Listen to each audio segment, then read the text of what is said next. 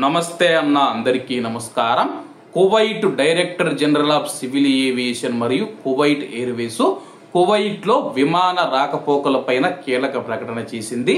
వివరాలేకి వెళితే కువైట్ లో వాతావరణ పరిస్థితులు ప్రస్తుతం అస్థిరంగా ఉన్నాయని చెప్పేసి దృశ్యమానత ఏదైతే ఉందో కువైట్ లో రాత్రి అర్ధరాత్రి నుంచి తెల్లవారుజామున వరకు మనం చూసుకుంటే దృశ్యమానత తగ్గిపోతూ ఉంది. అది 100 మీటర్లకు పడిపోతూ ఉంది, ఒకసారి 0కు పడిపోతూ ఉందని చెప్పేసి దీనివల్ల విమాన రాకపోకలకు అంతరాయం కలుగుతూ ఉంది.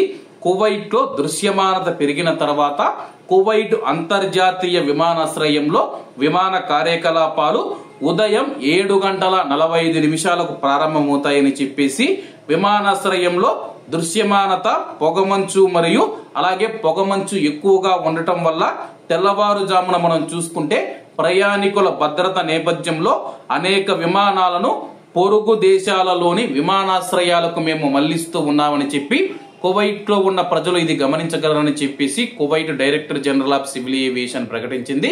ప్రస్తుతం కువైట్ లో మనం చూసుకుంటే పొగమంచు ఎక్కువగా ఉందన్నమాట. ఈ పొగమంచు ఎక్కువగా ఉన్నప్పుడు దృశ్యమానత ఏదైతే ఉందో అంటే దృశ్యమానత మనం చూసుకుంటే 100 మీటర్లకు పడిపోతూ ఉందన్నమాట.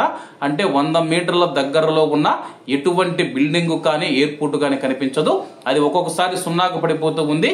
అంటే మన పక్కన మనిషి ఉన్నా సరే కానీ కనపడనంతగా దృశ్యమానత పడిపోతూ ఉందని చెప్పేసి ఈ నేపథ్యంలో ప్రయాణికుల భద్రతను రక్షణను దృష్టిలో ఉంచుకొని అనేక విమానాలను మేము పక్క పొరుగు దేశాలైన విమానాశ్రయాలకు మళ్లించి అక్కడ కొద్దిసేపు కొన్ని గంటల పాటు అక్కడే ప్రయాణికులను ఉంచి మళ్ళీ ఇక్కడ కువైట్ ఎయిర్పోర్ట్ లో దృశ్యమానత తగ్గిన తర్వాత ఆ ఎయిర్పోర్ట్ నుంచి బయలుదేరి కువైట్ ఎయిర్పోర్ట్ కి అయితే సురక్షితంగా ప్రయాణికులను తీసుకుని వస్తూ ఉన్నాము. విమాన ప్రయాణికులకు ఏదైనా అసౌకర్యం కలిగితే మేము ప్రస్తుతం మీ యొక్క రక్షణ భద్రతను దృష్టిలో ఉంచుకొని ఈ నిర్ణయం తీసుకున్నామని చెప్పి అలాగే విమాన ప్రయాణికులు కూడా తమకు సహకరిస్తూ ఉన్నారు.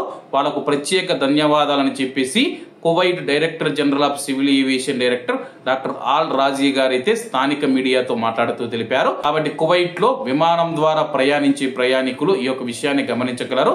అలాగే ఏదైనా ఫ్లైట్ ఆలస్యమైన రద్దు చేయబడినా మీరు ఇచ్చిన ఫోన్ నెంబర్ కు మెసేజ్ వస్తుంది. కాబట్టి అందరూ బాగుండాలి, అందులో మనం ఉండాలి. అందరికీ నమస్తే అన్న, జై హింద్.